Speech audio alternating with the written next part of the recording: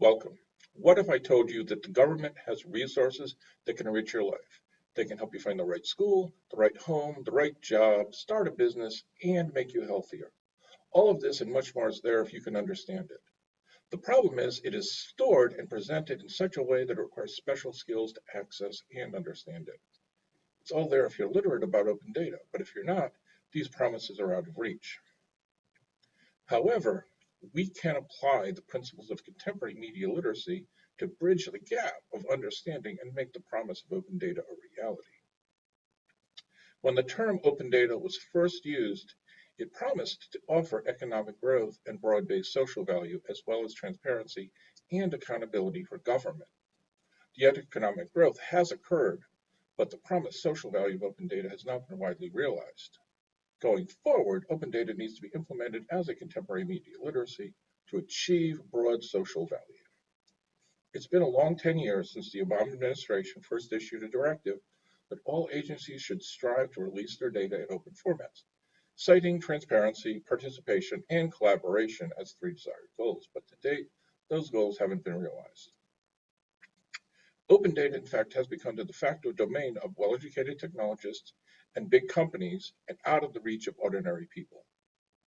As Mills states in her book, Literary Theories of the Digital Age, literacy is a form of cultural capital that is distributed in selective and uneven ways to different groups. To place it in context, to use open data, people need to possess special skills that are out of the reach of most people. But by applying the basic principles of media literacy, we can improve open data's effectiveness and achieve the goals that it promises. Overall, there are three ways that contemporary media literacy can improve open data. First, we need to provide better training to allow everyday people to understand how data affects them. There are programs like the LA Mayor's Data Academy that teach these skills, but it still expects people to come in with a background in data, math, and public policy. Instead, we need to have programs like the Data 101 program in Pittsburgh, Pennsylvania. This program focuses on data understanding and the story that the data tells without burdening the student with math and statistics. It's less about spreadsheets and more about people. The second way media literacy can affect open data is the way the data is presented.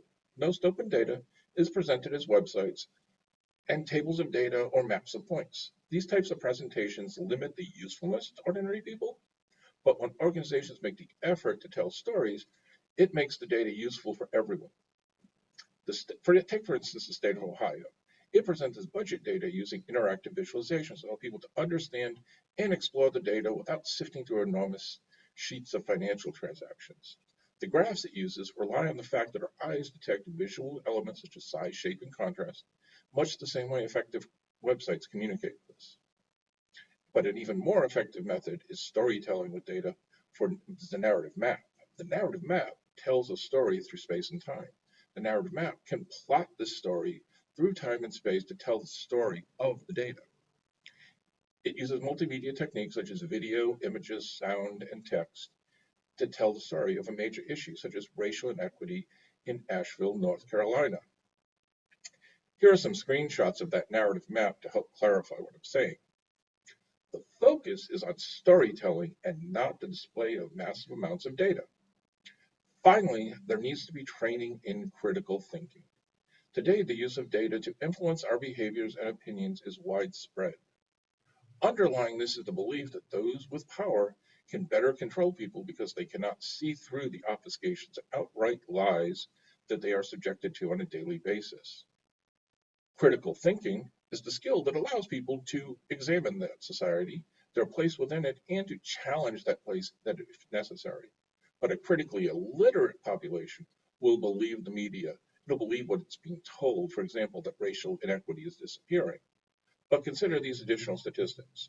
The median black income in 2017 was 67% of the median white income, and the official black youth unemployment rate in 2018 was 7.3% compared to only 3.9% for white youth. Clearly, there's something going on there that people aren't considering. But traditional thinking provides no real-life data and carries the hidden message that learning critical thinking has nothing to do with learning to understand and control the world. But in the end, data alone doesn't empower people, as we've seen. To take advantage of open data, people need critical literacy, which includes the skills to understand, interpret, and create the data in context. But if we truly desire to use open data because we want a better informed citizenry and a fairer society, we must start by embracing the importance of media literacy and the need to provide infrastructure to help people build the skills necessary to create, read, and understand that data.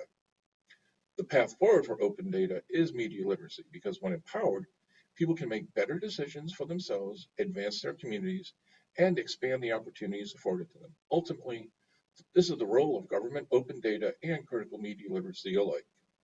Thank you. If you'd like to learn more, please look over the other material on the rest of this website.